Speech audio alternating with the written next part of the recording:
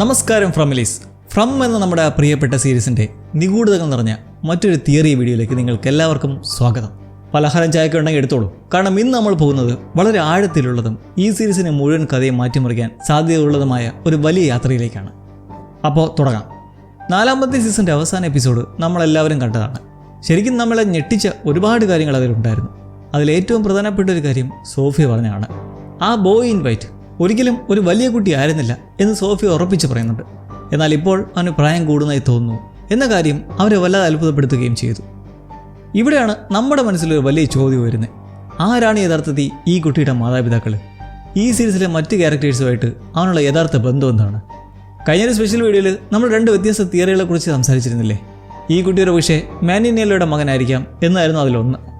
ഈ ലോകം മുഴുവൻ ഒരു കഥയാണെന്നോ അല്ലെങ്കിൽ മാനിനേലയും ആ ബോയ് ഇൻ വൈറ്റും തമ്മിലുള്ള ഒരു ഗെയിമാണെന്നും നമ്മൾ മുന്നേ ഒരു തിയറിയെ പറ്റി ചർച്ച ചെയ്തിട്ടുണ്ട്.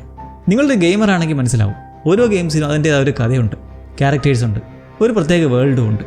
എന്തായാലും മുന്നേ പറഞ്ഞ തിയറികളൊക്കെ വെച്ചിട്ട് നമ്മളെത്തിയൊരു നിഗമനം എന്താണെന്ന് വെച്ചാൽ ഈ വെള്ളച്ചക്കൻ ആ മഞ്ഞക്കുള്ളവൻ്റെ മകനാകാൻ സാധ്യതയുണ്ട് എന്നതായിരുന്നു. എന്നാൽ ഇന്ന് നമുക്ക് തികച്ചും വ്യത്യസ്തമായ ഒരു തിയറി ചർച്ച ചെയ്യാം. എന്തുകൊണ്ടാണ് എല്ലാ ടൈം ലൂപ്പുകളിലും ഈ ഒരു കുട്ടിയുടെ സാന്നിധ്യമുള്ളത്? എന്തുകൊണ്ടാണ് അവൻ എപ്പോഴും ഈ മാനിനേലയെ വെല്ലുവിളിക്കുന്നത്? എന്തുകൊണ്ടാണ് നമ്മൾ എപ്പോഴും ഈ 7 കുട്ടികളെ മാത്രം കാണുന്നത്? 8ാമൊരു കുട്ടി ഉണ്ടാകാനുള്ള സാധ്യത ഉണ്ടോ? കാരണം ഈ സീരീസിലെ ഓരോ ടൈം സൈക്കിളിലും ആവർത്തിക്കപ്പെടുന്ന ഒരു പ്രത്യേക പാറ്റേൺ ഉണ്ട്. അതേക്കുറിച്ച് നമുക്ക് വിശദമായിട്ട് നോക്കാം. സീസൺ 4 കൂടി കംപ്ലീറ്റ് ആയതോടെ ഈ ടാലിസ്മാനിലെ ചിഹ്നങ്ങളെക്കുറിച്ച് നിരവധി തിയറികൾ നിങ്ങൾ കേട്ടിട്ടുണ്ടാകും. ഈ ചിഹ്നങ്ങൾ കുട്ടികളുമായി ബന്ധപ്പെട്ടതാണെന്നും പ്രത്യേകിച്ച് 8 കുട്ടികളുമായി ഇതിന് ബന്ധമുണ്ടെന്നും പലരും പറഞ്ഞു. ജെയ്ഡൻ തബീത്തയും 8ാമത്തെ കുട്ടിയുടെ അസ്ഥികൾ, അതായത് ആ ബോയ് ഇൻ വൈറ്റിൻ്റെ അസ്ഥികൾ കണ്ടെത്തേണ്ടതുണ്ട് എന്നൊക്കെയായിരുന്നു ആ തിയറികൾ. ഈ വെള്ളവസ്ത്രം ധരിച്ച കുട്ടി 8ാമത്തെ കുട്ടിയായിരിക്കാം എന്ന കാര്യത്തിൽ എനിക്കും വലിയ എതിർപ്പൊന്നുമില്ല. എന്നാൽ മറ്റു ചില ഗസ്യങ്ങളിൽ ചെറിയ ചെറുചക്കറൊക്കെ ഉണ്ട്. ആദ്യത്തെ കാര്യം, ഈ ചിഹ്നങ്ങളൊക്കെ യഥാർത്ഥത്തിൽ മരങ്ങളെയാണ് സൂചിപ്പിക്കുന്നതെങ്കിലോ? കാരണം ഇതുപോലുള്ളവ നമ്മൾ മുന്നേ ടണൽസിലും കണ്ടിട്ടുണ്ട്. ഇത് മരങ്ങൾ തന്നെയാണ് സംശയിക്കാൻ മിറണ്ടയുടെ ഡ്രോയിങ് നമ്മളെ സഹായിക്കുന്നുണ്ട്. ആ ഡ്രോയിങ്ങിൽ ടാലിസ്മാനിലുള്ള എല്ലാ കാര്യങ്ങളും വ്യക്തമായി കാണാം. അതിൽ കാണുന്ന പുരുഷനും സ്ത്രീയും യഥാർത്ഥത്തിൽ ജെയ്ഡും തബീതയുമാണ്.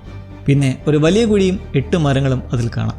അതിനാൽ ആ ചിഹ്നങ്ങൾ കുട്ടികളെയല്ല, മറിച്ച് മരങ്ങളെ തന്നെയാണ് പ്രതിനിധീകരിക്കുന്നത് എന്ന് നമുക്ക് പറയാം.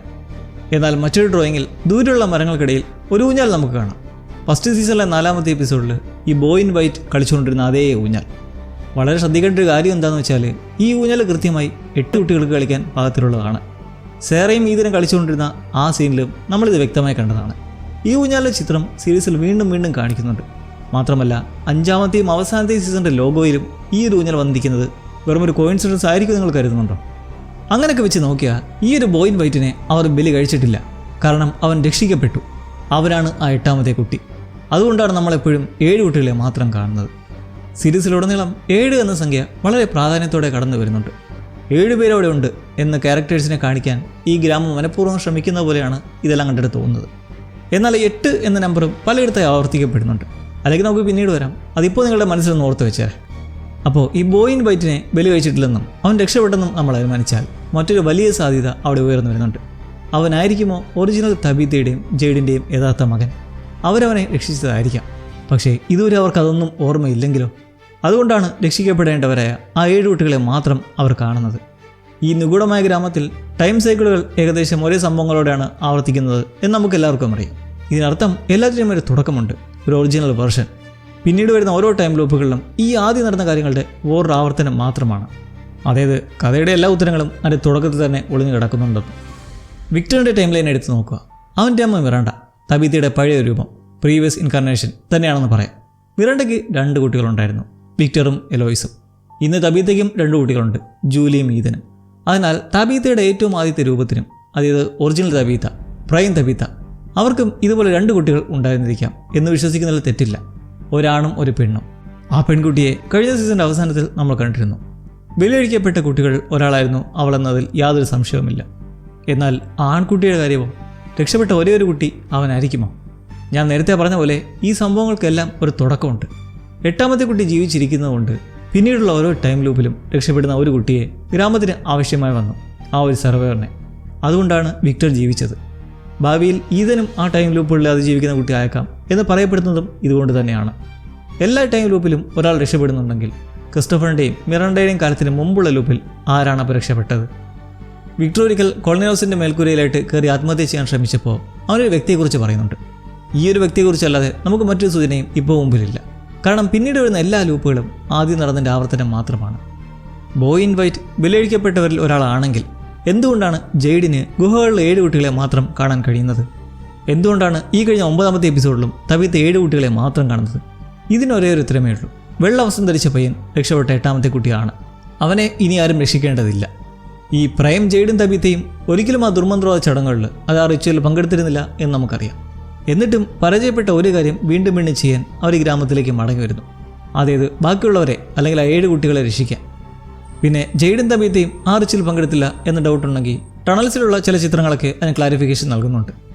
ജെയ്ഡും ടാബിയും ഈ ആവർത്തിക്കുന്ന ലൂപ്പുകളിൽ കുടുങ്ങി കിടക്കുന്നത് പോലെ തന്നെ ഈ ബോയ് ഇൻ വൈറ്റും അവസാനിക്കാത്ത ഒരു ലൂപ്പിൽ പെട്ടിരിക്കുകയാണ്. അതുകൊണ്ടാണ് മാനി നീലോയെ പോലെയും രാക്ഷസന്മാരെ പോലെയും ആദ്യകാല നിവാസികളെ പോലെയും ജെയ്ഡിനെയും തബീത്തയും പോലെയും അവനും ഈ ഗ്രാമത്തിൻ്റെ ഒരു അഭിവാജ്യ ഘടകമായി മാറിയത്. മാനി നീലോയെ പോലെ ബോയ് ഇൻ വൈറ്റും മറ്റ് ക്യാരക്ടേഴ്സുമായി സംസാരിക്കുന്നുണ്ട് എന്നതിന് വ്യക്തമായ തെളിവുകൾ നമുക്ക് മുന്നിലുണ്ട്. മിറാണ്ടയുടെ ബേസ്മെൻറ്റിൽ വെച്ച് ഹെൻറി തബീത്തയോട് പറഞ്ഞൊരു കാര്യമില്ലേ, മിറാണ്ട മയക്കുമരുന്ന് ഉപയോഗിച്ചപ്പോൾ അവൾക്ക് ചില വിഷൻസ് ഉണ്ടായി, അത് വെച്ചാണ് അവൾ ഈ ചിത്രങ്ങളെല്ലാം വരച്ചത്. അതുപോലെ തന്നെ അവൾക്ക് ചില ശബ്ദങ്ങൾ കേൾക്കാമായിരുന്നു എന്നും ഹെൻറി പറയുന്നുണ്ട്. ആ ഗൈഡിങ് വോയിസ് മറ്റാരുടേതുമായിരിക്കില്ല, അത് ബോയ് ഇൻ വൈറ്റിൻ്റെ തന്നെയാണ്. ഈ അവസാനിക്കാത്ത ടൈം ലൂപ്പ് എങ്ങനെയെങ്കിലും അവസാനിപ്പിക്കാൻ തബീത്തയുടെ ഓരോ ജന്മങ്ങളെയും അവൻ നയിക്കുകയാണ്. ബോയ് ഇൻ വൈറ്റ് 8ാമത്തെ കുട്ടിയാണെന്ന് ഉറപ്പിക്കാൻ ഒരു വലിയ തെളിവ് 2ാമത്തെ സീസണിൻ്റെ 10ാം എപ്പിസോഡിൽ തബീത്ത കണ്ട വിഷൻസിലെ പ്ലേയിങ് കാർഡുകളാണ്. സീരീസിലുടനീളം 4, 7 എന്നീ നമ്പറുകൾ നമ്മൾ നിരന്തരം കാണുന്നുണ്ട്. എന്നാൽ വിളക്കുമാടത്തിൽ വെച്ച് 8 എന്ന നമ്പറും വളരെ വ്യക്തമായി കാണിക്കുന്നുണ്ട്.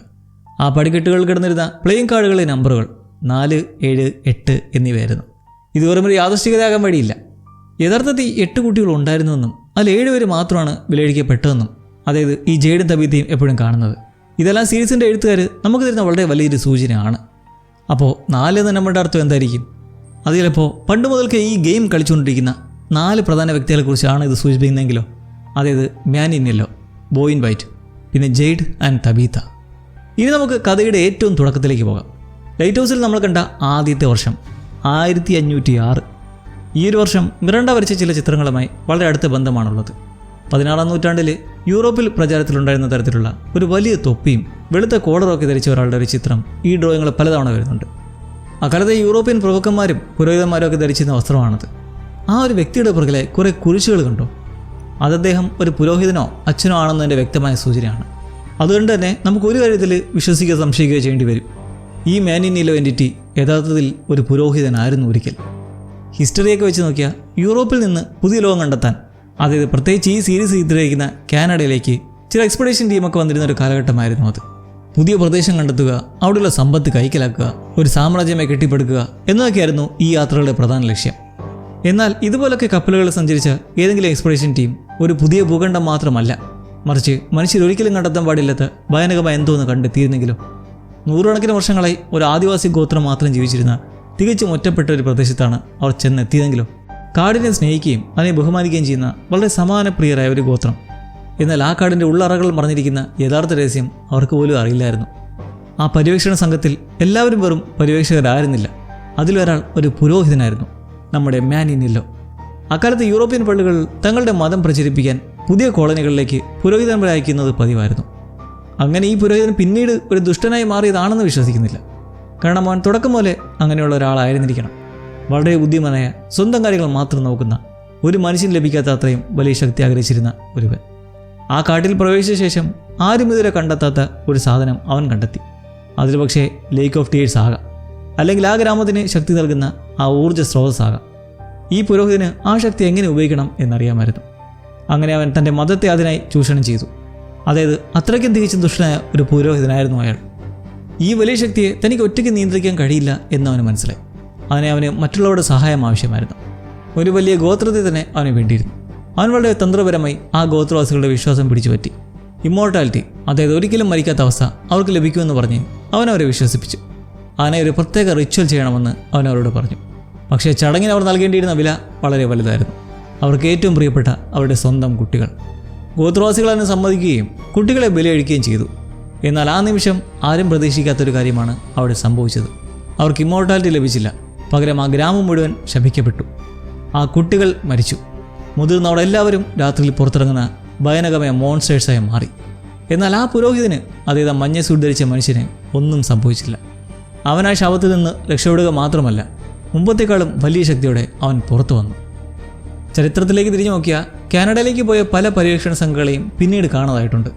ഈ ഗ്രാമത്തിലെ ഓരോ ലൂപ്പിനും ഒരു പ്രത്യേക പാറ്റേൺ ഉള്ളതുകൊണ്ട് ഈ ഗ്രാമം ആളുകളെ വളരെ അപ്രതീക്ഷിതമായി തട്ടിക്കൊണ്ടുവരാനും തുടക്കത്തിൽ നടന്ന അതേ കഥ വീണ്ടും വീണ്ടും ആവർത്തിക്കാനും തുടങ്ങി. ഓരോ തലമുറയിലും ഇത് തുടർന്നുകൊണ്ടിരുന്നു. ഈ ഗ്രാമത്തിലെത്തുന്ന ഓരോ പുതിയ സംഘവും ഈ ശാപം തകർക്കാൻ ശ്രമിക്കുകയും അതിൽ പരാജയപ്പെടുകയും ചെയ്യുന്നു. അങ്ങനെ വീണ്ടും ഒരു പുതിയ ലൂപ്പ് തുടങ്ങുന്നു. ഇവിടെ നമ്മൾ ശ്രദ്ധിക്കേണ്ട വളരെ രസകരമായ കാര്യമുണ്ട്. നമ്മൾ കണ്ട ആ ഒരു സ്നോ ഷൂസ് ആദ്യം കാണിച്ച സീസൺ 2 മുതൽ 4 വരെ അത് അവിടെ തന്നെ നിലനിർത്താൻ സീരീസിൻ്റെ നിർമ്മാതാക്കൾ പ്രത്യേകം ശ്രദ്ധിച്ചിട്ടുണ്ട്. അവർക്ക് നമ്മളത് കാണണമെന്നും ഈ ഗ്രാമത്തിൻ്റെ യഥാർത്ഥ ചരിത്രം നമ്മൾ മനസ്സിലാക്കണമെന്നും നിർബന്ധമുള്ളതുപോലെയാണ് അതൊക്കെ കാണുമ്പോൾ. എന്നാലും ചുമ്മാ ഈ കാനഡയുടെ ഹിസ്റ്ററിയൊക്കെ ഒന്ന് പരിശോധിച്ചാൽ 1500-കളിൽ അവിടുത്തെ യൂറോപ്യൻ പര്യവേഷകർക്ക് ആ വലിയ കാടുകളിലൂടെയും മഞ്ഞിലൂടെയും യാത്ര ചെയ്യാൻ വലിയ ബുദ്ധിമുട്ടായിരുന്നു. അവിടുത്തെ തദ്ദേശീയരായ ആദിവാസികളാണ് ഈ സ്നോ ഷൂസൊക്കെ എങ്ങനെ ഉണ്ടാക്കണമെന്നും അതുപയോഗിച്ച് എങ്ങനെ മഞ്ഞിലൂടെ നടക്കാമെന്നൊക്കെ യൂറോപ്യന്മാർക്ക് പറഞ്ഞു കൊടുത്തത്. അതുകൊണ്ടാണ് ഈ ഗ്രാമത്തിൻ്റെ ചരിത്രം ഒരു കാലഘട്ടവുമായി ഇത്രയധികം ബന്ധപ്പെട്ടിരിക്കുന്നത് എന്ന് പറയുന്നത്. ഒരു പുരോഹിതൻ ഈ സ്ഥലത്തേക്ക് വന്ന ആ കാലഘട്ടം, അന്നു മുതൽ ഇന്ന് വരെ അവനെല്ലാവരെയും വെച്ച് ഓരോ കളികൾ കളിച്ചുകൊണ്ടിരിക്കുകയാണ്. സിനിമകളിലെ ഡോക്ടർ മബ്യൂസെ തൻ്റെ ഇരകളെ വെച്ച് കളിക്കുന്ന പോലെ. 2ാം സീസൺ മുതൽക്ക് ഡോക്ടർ മബ്യൂസെ സിനിമകളുമായിട്ട് ഈ സീരീസിനെ കണക്ട് ചെയ്യുന്ന കുറേ തിയറികൾ കിടപ്പുണ്ട് കേട്ടോ. There are 2 cars I see in particular, stopping for a light. A street sign, Hansa Ring. They told me those 2 cars were coming. Danger approaches. I see 2 men. Calamity for one. That 2 cars came on the same day, and everyone died. അതൊക്കെ നമുക്ക് വൈകാതെ വഴിയെ ചർച്ച ചെയ്യാം. ഒപ്പം മറ്റു പല തിയറികളെക്കുറിച്ചും നമുക്ക് വരും വീഡിയോകൾ വിശദമായി തന്നെ സംസാരിക്കും. അപ്പോൾ ഫ്രം റിലീസിന് വേണ്ടിയുള്ള മറ്റൊരു സ്പെഷ്യൽ വീഡിയോ ഇവിടെ അവസാനിക്കുകയാണ്. എപ്പോഴും പറയുന്ന പോലെ നിങ്ങൾക്കുണ്ടാകുന്ന ഓരോ ചിന്തകളും പങ്കുവയ്ക്കാൻ മറക്കണ്ട. സോ മറ്റൊരു വീഡിയോയുമായി നമുക്ക് വീണ്ടും കാത്തിരുന്ന് കാണാം. നന്ദി, നമസ്കാരം.